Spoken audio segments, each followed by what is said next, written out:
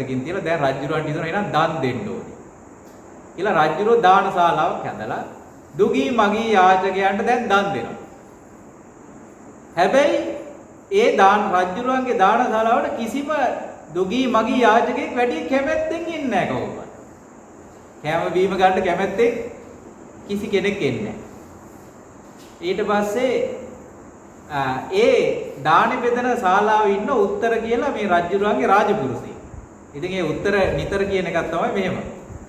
මේ ජීවිතේ මම රජුරුවොත් එක්ක එකට ඉපදුනාට පරලොව ජීවිතේදී නම් මේ රජුරුවොත් එක්ක එකට උපදින්න එපා කියලා තමයි දානි දෙන්නේ. මොකක්ද දානි දෙන්නේ දැන්? මේ ජීවිතේ මේ රජුරුවොත් එක්ක මං එකට උපදුනාට මැරිලා නම් මේ රජුරුවොත් එක්ක ජීවිතේට එකට උපදින්න එපා කියලා තමයි දානි දෙන්නේ. ඒ දානි දෙන කෙනා. දැන් රජුරුව තමයි දානි දෙන්න මේ නියෝග පනවලා තියෙන්නේ. ඊට පස්සේ මේක මට ආරංචි වුණා රජුරුවන්. ඉතින් රජුරුව කතා කරලා ඇත්තද උත්තර මේ ඔබ මෙහෙම කියනවා කියලා කියන මොකක්ද ඒකට හේතුව කියලා කියනවා. මේ වගේ නොසරුප් බස් කියන්නේ මොකද කියලා.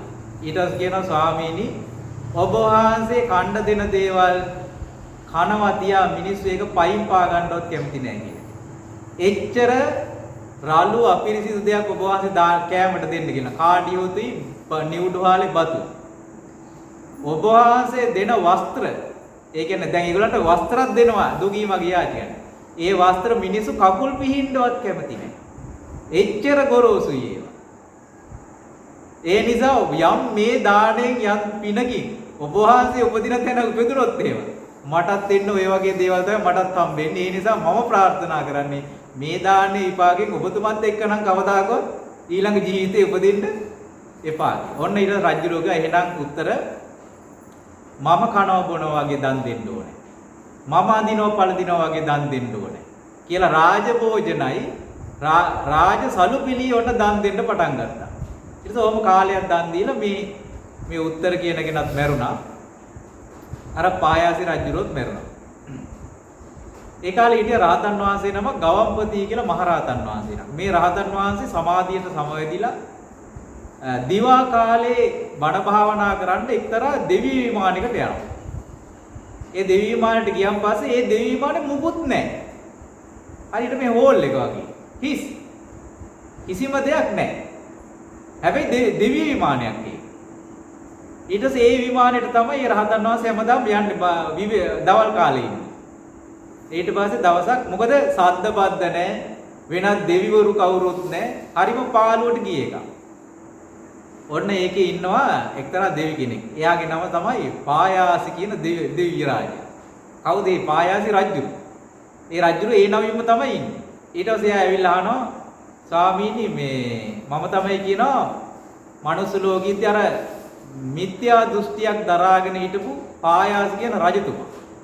ඊට පස්සේ ගාවපති රහතන් වහන්සේ අහනවා දැන් මිත්‍යා දෘෂ්ටියක ඉඳලා දන් දෙන්නෙත් නැතුව ඉඳලා. එහෙම කර මේ පිනට ගරහා ඉඳලා කොහොමද මෙහි ආවේ කියලා. ඊට පස්සේ කියනවා ස්වාමීනි මම අවසාන කාලේ දෘෂ්ටි අත්හැරියා. අත්හැරලා මම දානි දුන්නා. හැබැයි ස්වාමීනි මට මේ දානි දෙද්දි පොඩි ප්‍රශ්නයක් වුණා. මොකද්ද තමයි මේ දානේ මම කවදාකවත් මගේ අත් දෙකින් දානි දුන්නේ නැහැ කියලා. ඇයි? ඒ රජුරෝ කොහොමද දානි දුන්නේ? සේවකයෝ දාලා තමයි දාන්නේ දුන්නේ. යා කවදාකවත් දානි බෙදන්න ගියේ නැහැ. එතකොට මේ දානේ සියතින් දුන්න එකක් නෙමෙයි. ගෞරවයෙන් දුන්නේ නැහැ. එතකොට සමහර ඒවාට ඒ අහක දාන දේවල් තමයි දානෙට දුන්නේ. ඒ නිසා ඒක පිනක් තියනවා කියනවා. ඒ පිනෙන් මම මේ දෙවියන් අතර ඉපදිලා ඉන්නවා කියලා කියනවා. හැබැයි මට තියෙන ප්‍රශ්නේ තමයි ස්වාමීනි මගේ මේ දිව්‍ය විමානේ දැන් හිස්සෙලා තියෙන්නේ. මේක කවුරුත් නැහැ. මං විතරයි ඉන්නේ. ඒ වගේ මේකේ සැප සම්පත් නැහැ, පහසුකම් නැහැ. හරියට මේ ලයිට් කපපු වතුර කපපු ගෙදරකට ගියා. මුකුත් නැහැ මේකේ පහසුකම්. ඒ නිසා ස්වාමීනි මනුස්ස ලෝකෙට ගියපුවාම කියනවා දාන දෙනවා නම් තමන්ගේ අත් දෙකෙන් දාන දෙන්න. මොකක්ද දාන දෙනවා නම් දෙන්න ඕන කොහමද? තමන්ගේ අත් දෙකෙන් දාන දෙන්න. තමන්ට තියෙන ඕනම දෙයක්. කාගේ අත් දෙකින්ද දෙන්න ඕනේ? තමන්ගේ අත් දෙකෙන් දෙන්න කියලා කියනවා. ඒ දිව්‍ය කියන ස්වාමීනි මනුස්ස ලෝකෙට ගියාම මේ ටික කියන්නේ තමන්ගේ අත් දෙකෙන් සියතින් දෙන්න ඕනේ. ගෞරවයෙන් දෙන්න. දෙන අයට අගෞරව කරලා දෙන්න එපා කියලා කියනවා. එතකොට දානේ පිනට ඒක අන්තරාවක්. සකස් කරලා දෙන්න. පිළිවෙලකට සකසලා දෙන්න. දැන් අපි කෑමක් බීමක් හදද්දිත් සකස් කරලානේ හදන්නේ නේද? පිළිවෙලකට හදන්නේ. සකස් කරලා දෙන්න. මොනවා හරි තෑග්ගක් දුන්නා පිළිවෙලකට නේද දෙන්නේ. ඒකට තමයි සකස් කරලා දෙන්න. දෙන්න කෙනාගේ සිත සතුටු වෙන්න ඒක දෙනවා. නැත්නම් අපිට දෙන්න පුළුවන් නේද? අපි කියන අම්මුවෙන්ම දෙනවා කියන්නේ. නේද? අපි එළවලු ගිහිල්ලා නේද? එහෙම දෙන්නේ නැහැ. අපි දානයක් දෙනකොට හදලා දෙන්නේ. කෑමකට ආරාධනා කරොත් පිළියෙලකට සරසලා නේද දෙන්නේ. එතකොට අපිට වස්ත්‍රයක් දෙනකොට අපි නමල කරලා සරසලා දෙනවා.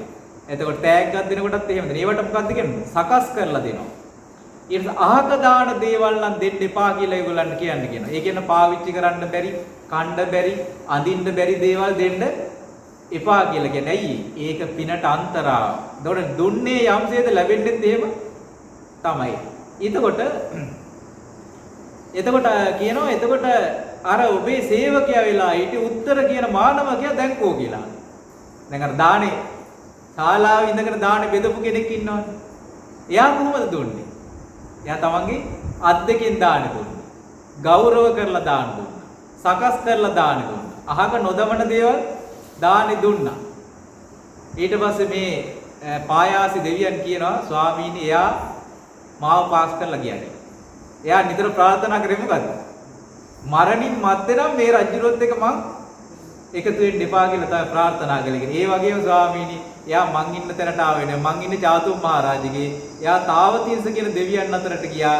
එයා මට වඩා උසස් තැනක තමයි දැන් ඉපදිලා ඉන්නේ. ඇයි? එයා කියනවා එයා තමන්ගේ අත් දෙකින් දාන්නේ අනුන්ගේ දාන්නේ තමයි. අනුන්ගේ සල්ලි තමයි. හැබැයි දානෙට ඕන කරුණ එයා සම්පූර්ණ කරගත්ත. මොනවද කරුණ? තමන්ගේ අත් දෙකින් දානෙ දීලා තියෙනවා එයා. ගෞරවයෙන් දානෙ දීලා තියෙනවා. මේ සකස් කරලා දානෙ දීලා තියෙනවා. අහක නොදමන දේවල් දානෙ දීලා තියෙනවා. ඒක රජුරවන්ට සල්ලි වේදම් කරත් ඔය කියන කරුණු හතර සම්පූර්ණ කරගන්න බැරි වුණා. එහෙනම් බලන්න අපි දානෙකට යන්නේ වැදගත්කම. දානෙකට ගිහිල්ලා අපිට දානයක් දෙන්න සල්ලි නැහැ කියන එක ප්‍රශ්නයක් නෙමෙයි. ඕන තරම් දාන්න නැද්ද? තියෙනවා. දන් දෙන්න තැන් තියෙනවා. එතකොට ගිහිල්ලා මේ කරුණු හතර සම්පූර්ණ වෙන්න දානෙ දුන්නොත් එයාගේ පින මහත්ඵලයි මහාන්සත්. එයාට නිකන් ඉඳගෙන පිනක් රැස් වෙනවා. ඒ පින එයාට රැස් වෙනවා. එතකොට පින් රැස් කර ගැනීමේදී පින කියන දේ තමන් ඉන්න தත්ත්වයට බලපාන්නේ නැහැ.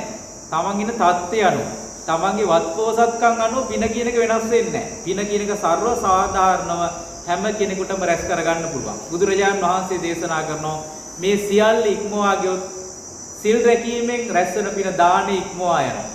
භාවනාවෙන් රැස් වෙන පින දානෙ ඉක්මවා යනවා.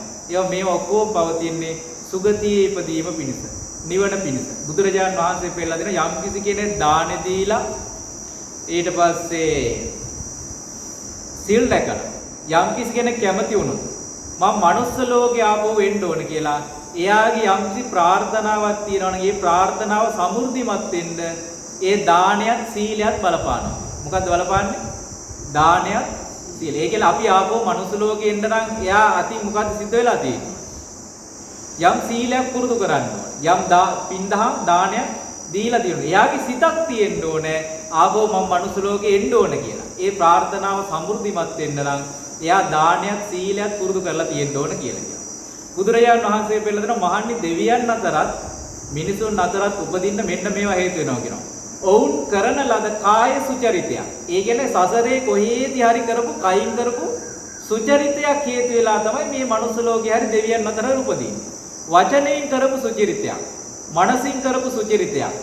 එතකොට සම්මා දිට්ඨියෙන් යුක්ත වාසය කළා. සම්මා දිට්ඨික ක්‍රියාවලයේ ප්‍රතිඵලයක් විදියට තමයි කියනවා ඒගොල්ලෝ මනුස්ස ලෝකෙත් දෙවියන් අතරත් උපදින්නේ.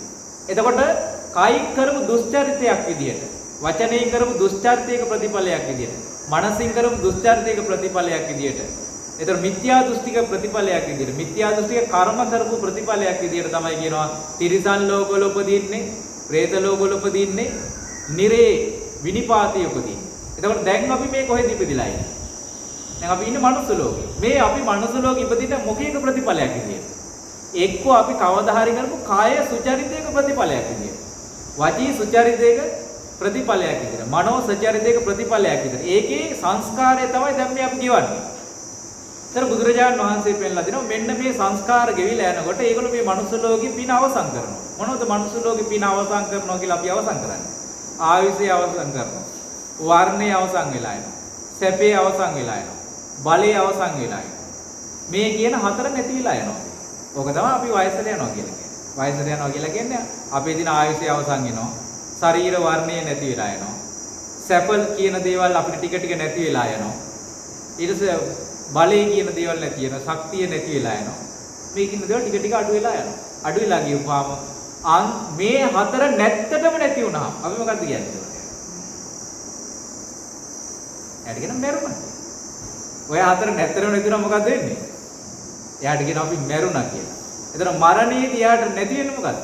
ඔය කියන කාරණා හතර නැති වෙනවා. එතන මනුස්ස ලෝකයේ භුක්ති විඳින්න එයාගෙන ආපු ආයුෂයත්, වර්ණයත්, සැපයත්, බලයත් කියන මේ හතරම එයාට අහිමි වෙනවා මනුස්ස ලෝකේ අවසන් වෙනකොට. එතකොට බුදුරජාණන් වහන්සේ පෙන්නලා දෙනවා එයා කයින් සුචරිතය කරලා තිබ්බොත්, වචනයෙන් සුචරිතය කරලා තිබ්බොත්, මනසින් සුචරිතයක් කරලා තිබ්බොත්, ආර්යයන් වහන්සේට උපවාද නොකර තිබ්බොත්, මිත්‍ය සම්මා දිට්ඨියෙන් යුක්ත හිටියොත්, සම්මා දිට්ඨික ක්‍රියාවල යෙදිලා හිටියොත් අන්න නැවත යාට දෙවියන් අතර හරි මිනිසුන් අතර හරි උපදින්න ඕන සංස්කාරයක් තියෙනවා. ඒක බලවත් වුණා. හැබැයි එයාගේ නරක පැත්ත බලවත් වුණොත්, එයාගේ අකුසල් පැත්ත බලවත් වුණොත් එයාට දුගතියට වැටෙන්න සිද්ධ වෙනවා. එතකොට මනුස්ස ලෝකය කියලා කියන්නේ අපි සුගතියත් දුගතියත් අතර ඉන්නවා වගේ තැනක තමයි මනුස්ස ලෝකය කියලා කියන්නේ. ඒතර මනුස්සයන්ට සුගතිය ඉපදුනාම තියෙන වාසි තමයි ඒගොල්ලන්ට පුළුවන් හොඳ කරන්නත් පුළුවන්, නරක කරන්නත් පුළුවන්. හොඳ තෝරා බේරා ගන්නත් පුළුවන්, නරක තෝරා බේරා ගන්නත් පුළුවන්. කුසල් අකුසල් වෙන් කර හඳුනා ගන්න පුළුවන් හැකියාවක් තියෙනවා. පින්පව් කළ නොකළ යුතු දේවල්, සේවනය කළ යුතු නොකළ යුතු දේවල් වෙන් කරන්න පුළුවන්. එතකොට ඒක තමයි ධර්මයෙන් කියලා දෙන්නේ. ඒතර වෙන් කරලා Tamanට අවශ්‍ය දේ සේවනය කරන එක තමයි ධර්මයෙන් කරන්නේ. ඉතින් ඒ නිසා මේ පින්නතුන් කල්පනා කරගන්න අපිත් මේ දාන, සීල, භාවනා ආදී ත්‍රිවිධ ධර්මයන් පුරුදු කරලා මේ උතුම් වූ පුණ්‍ය ධර්මයන් රැස් කරලා අමා මහ නිවන සැනසීමට මේ පින්නේ අපිට හේතුපකාර වේවා